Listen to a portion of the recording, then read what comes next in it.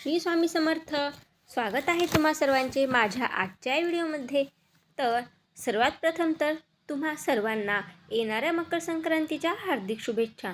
तिळगुळ घ्या आणि गोड बोला. तर प्रत्येक वर्षीच मकर संक्रांत ही 14 जानेवारी किंवा 15 जानेवारी रोजी येत असते. क्वचितच असे घडते की मकर संक्रांत ही 15 जानेवारीला येते. तर प्रत्येक वेळीच मकर संक्रांत ही 14 जानेवारी रोजीच आपण साजरी करीत असतो. मकर संक्रांतीचा काळ हा 3 दिवसांचा असतो. भोगी, मकर संक्रांत आणि किंक्रांत. तर मकर संक्रांतीचे महत्त्व हे अनन्यसाधारण आहे. म्हणजेच मकर संक्रांत प्रत्येक राज्यामध्ये साजरी केली जाते. फक्त तिचे नाव जे आहे ते वेगवेगळे आहेत. तर असे म्हणतात की मकर संक्रांतीपासून सूर्याचे उत्तरायण चालू होते. म्हणजेच सूर्य हा धनु राशीतून मकर राशीमध्ये प्रवेश करतो. त्याच काळाला आपण पुण्यकाळ म्हणतो. व या पुण्यकाळामध्ये केलेले दान, धर्म, पूजा अर्चना हे कित्येक पटीने फळ आपल्यास देत असते. तर प्रत्येक वर्षी मकर संक्रांत ही कोणते वस्त्र परिधान केले आहे, तिने हातामध्ये कोणते शस्त्र घेतले आहे, काय भक्षण करत आहे, कोणत्या दिशेकडून आलेली आहे, कोणत्या दिशेस जात आहे, यावर्षीची मकर संक्रांत कोणत्या राशींसाठी शुभ आहे, कोणत्या राशींसाठी अशुभ आहे व मकर संक्रांतीच्या काळामध्ये कोणते शुभ कार्य करावे, या सर्व गोष्टींबद्दल माहिती तुम्हाला या व्हिडिओमध्ये मिळेल. तर त्यापूर्वी तुम्ही जर माझ्या चॅनलवर नवीन असाल तर माझ्या चॅनलला सबस्क्राईब करा.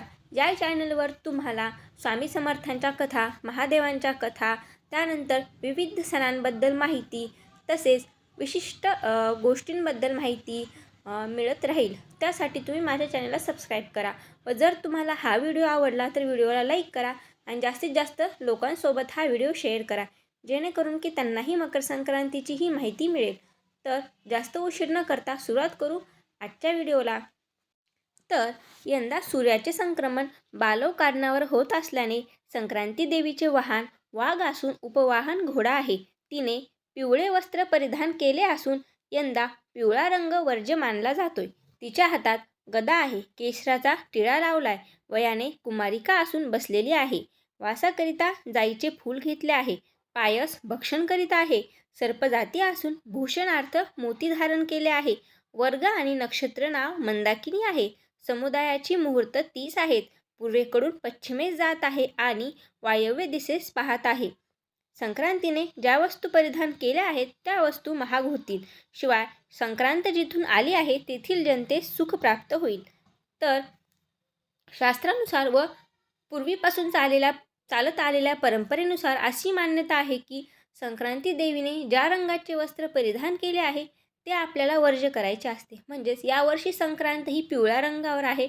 तर आपल्याला पुण्यकाळामध्ये वौसा देत असताना किंवा वाण देत असताना पिवळ्या रंगाची साडी, पिवळ्या रंगाच्या बांगड्या घालायच्या नाहीत. तुम्ही सोने घालू शकता, कारण सोन्याचा रंग हा सोनेरी असतो.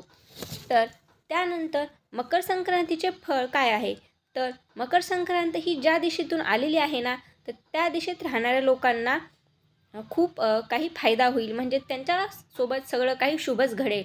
आणि मकर संक्रांतीने पायस भक्षण करत आहे, तर त्यामुळे आपल्याला दुधाचे जे पेय आहेत, म्हणजे दुधाच्या संबंधित जे काही वस्तू आहेत, खीर असो किंवा मग दुधाची बासुंदी असो, हे आपल्याला खायचे नाही.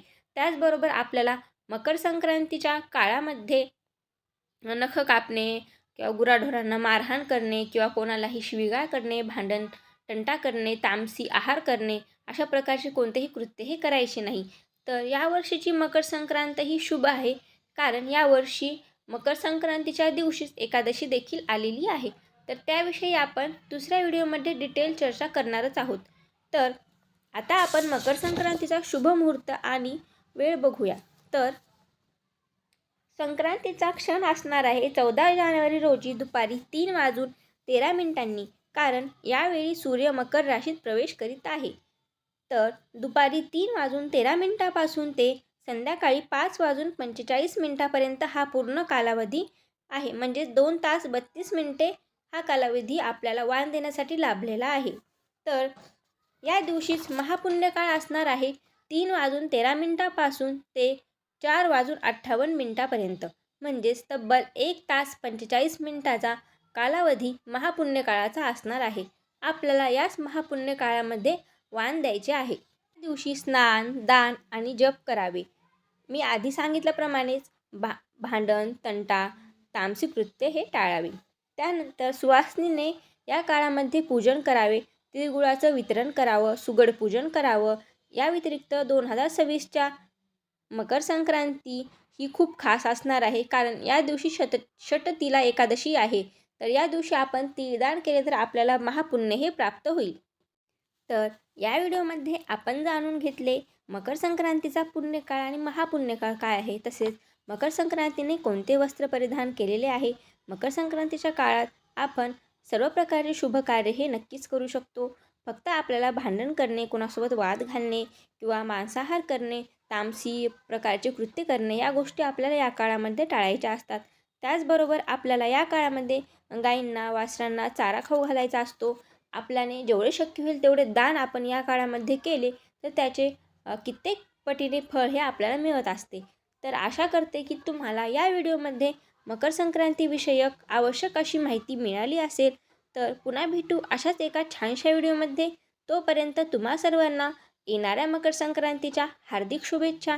तिळगुळ घ्या, गोड गोड बोला आणि श्री स्वामी समर्थ.